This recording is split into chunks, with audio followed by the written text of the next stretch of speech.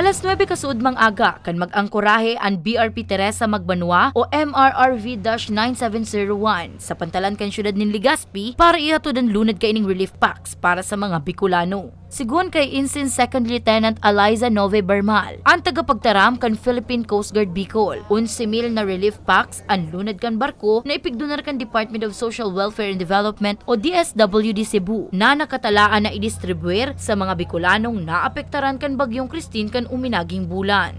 Sa ngayon ma'am, itong ating relief packs ma'am galing sa DSWD, ito po ma'am yung pang last batch na nila.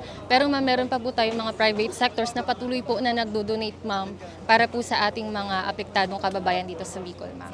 Maugmama na sinabat kan mga kabuuan kan Office of the Civil Defense Bicol as in DSWD Bicol ang mga personahes kan barko. Asigurasyon kan opisina kan DSWD Bicol na sa pinakamadaling panahon, maipapanaunan daan relief packs urog na sa mga lugar na nangangaipo panintabang asin hasta sa ngunyan, ang dai pa nakakahawas sa kapagtiosan huli kan bagyong Christine. Nandito po ang ating ahensya na ang DSWD para magbigay po ng agarang solusyon, agarang relief sa ating mga kababayan pong nasalanta. Ititake ko na rin po yung opportunity ito para magpasalamat sa ating partner. Itong ang Philippine Coast Guard sa pagtransport po ng itong food packs dito sa Legazpi. And of course, yung ating partner din, ang Office of Civil Defense para sa pag-provide din ng mga trucks para matransport itong mga goods papunta sa DSWD warehouse po. So thank you po sa lahat ng aming partners, including na rin sa mga nag-produce at nag-repack nitong family food packs sa Visayas Disaster Resource Center po sa Cebu. Inumaw man ni Commander Commodore Ivan Roldan kan Coast Guard District Bicol ang espersos kan personahes kan BRP Teresa Magbanwa para sana mapadali ang pag-turnover kan mga naunambitan na kargamento sa opisina kan DSWD Bicol.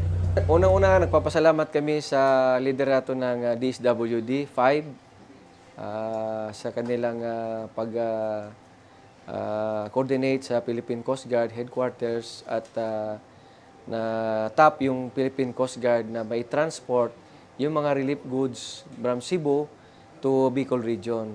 Isa po sa mga trabaho ng Philippine Coast Guard ang maghatid ng serbisyo para sa mga kababayan po natin, especially po sa mga nasalanta po ng mga bagyo.